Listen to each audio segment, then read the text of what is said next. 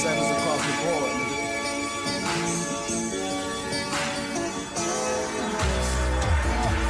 God got you, cause y'all got me.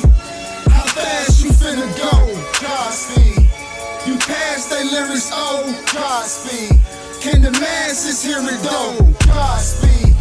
Do God got you, cause y'all got me. How fast you finna go? Godspeed. What's up, y'all, man? What's going down, good people? It's your boy 2 Trey, the BK, Boss King. Divine knowledge, I would never find college. Got a degree in skill set, now I'm the prime scholar. Divine. My name is Eric Campbell. I've been doing financing now for about 9.5 years, automotive and residential. It's the Oasis in the Matrix, freezing time when your pistol squeeze. My frequencies a waveform. We're talking about interest rates being in the mid-7s right now, where they were a couple years ago in the 2s, right?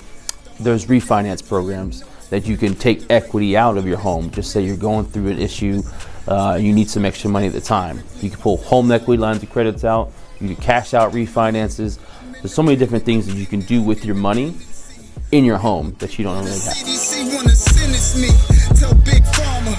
My name is Eric Lyles and I am a realtor, also a consultant. I'm broker and owner of New Levels Realty, LLC, affiliated with Keller Williams Preferred Realty. Now I turn my imperfections into insurrections with a gifted presence.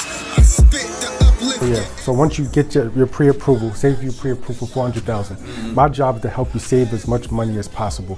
If we can find you a nice house that you love for less than $400,000, by all means, let's not use all that $400,000. That just shows that you have purchase power. So you put in that offer, and the seller knows that you're comfortable. Because if they offering the house for $400,000 and you approved it for $400,000, they want to make sure that nothing falls through, right? Because some lenders could come back and say, oh, your pre-approval may have decreased because you accumulated extra debt. So now you might have to put more money down.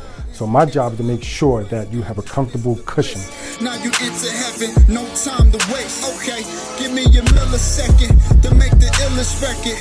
If you ill, I reckon, come to the... No, that's how I know I'm doing what I'm supposed to do, but I'm gonna tell you because I wrote a novel, right, that your mother got from me, right? And I was doing speaking engagement on it, and my dad walked through the door. I ain't seen my dad in over 20-some years. Didn't even really know him. He walked through that door right there.